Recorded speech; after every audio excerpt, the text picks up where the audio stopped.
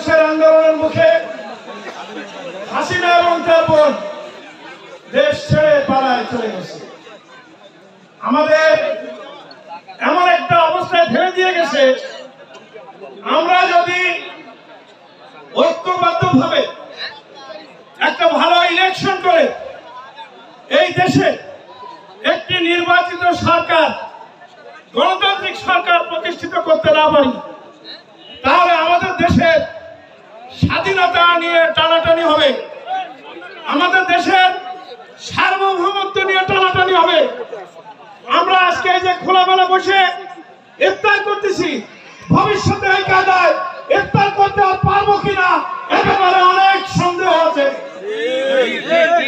এই জন্য আজকের এই মাহফিলে আমি আপনাদের কাছে জানতে চাই, আপনারা কি ঐক্যবদ্ধভাবে একটি নির্বাচন করার জন্য সবাই আন্দোলন করতে প্রস্তুত আছে?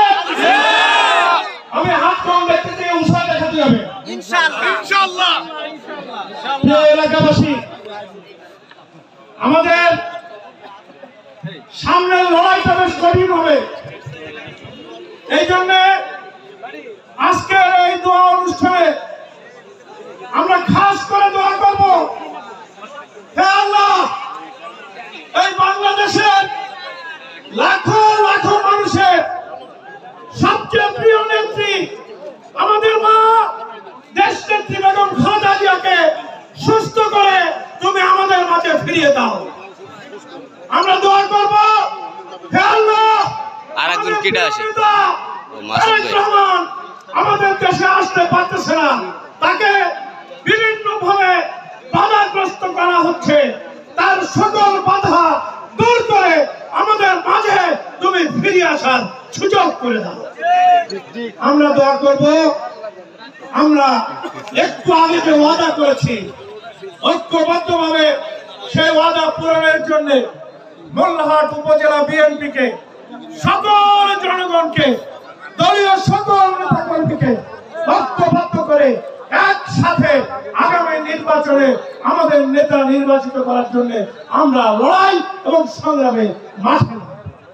আমি আপনাদের আজকের এই উপস্থিতির জন্য, মোল্লারকুলের যে সমস্ত নেতৃবৃন্দ আজকের এই বিশাল আয়োজন করেছেন, শান্তিপূর্ণ আয়োজন করার জন্য আমার ব্যক্তিগত পক্ষ থেকে, বিএনপি কেন্দ্রীয় নির্বাহী কমিটির পক্ষ থেকে প্রিয় নেতা তারেক রহমান এবং আমাদের সকলের মাতা বেগম খালেদা জিয়ার পক্ষ থেকে অনেক অনেক ধন্যবাদ এবং কৃতজ্ঞতা জানাচ্ছি। একই সময়ে আমন্ত্রণ জানাচ্ছি, আসুন আমরা প্রতিটি কর্মকাণ্ড সুন্দরভাবে, শান্তিপূর্ণভাবে, শৃঙ্খলার সাথে এমনভাবে শেষ করি যাতে সবাই দেখে আমাদের কাছ থেকেই শিক্ষা গ্রহণ করে।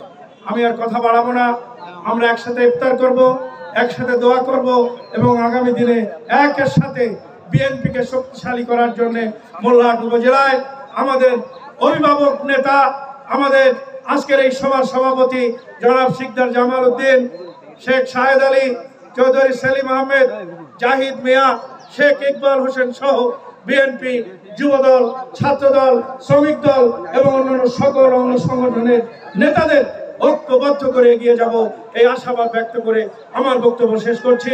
খোদা হাফেজ। বাংলাদেশ জিন্দাবাদ, বাংলাদেশ জাতীয়তাবাদী দল জিন্দাবাদ, শহীদ রাষ্ট্রপতি জিয়াউর রহমান অমর হোক, বেগম খালেদা জিয়া জিন্দাবাদ, তারেক রহমান জিন্দাবাদ।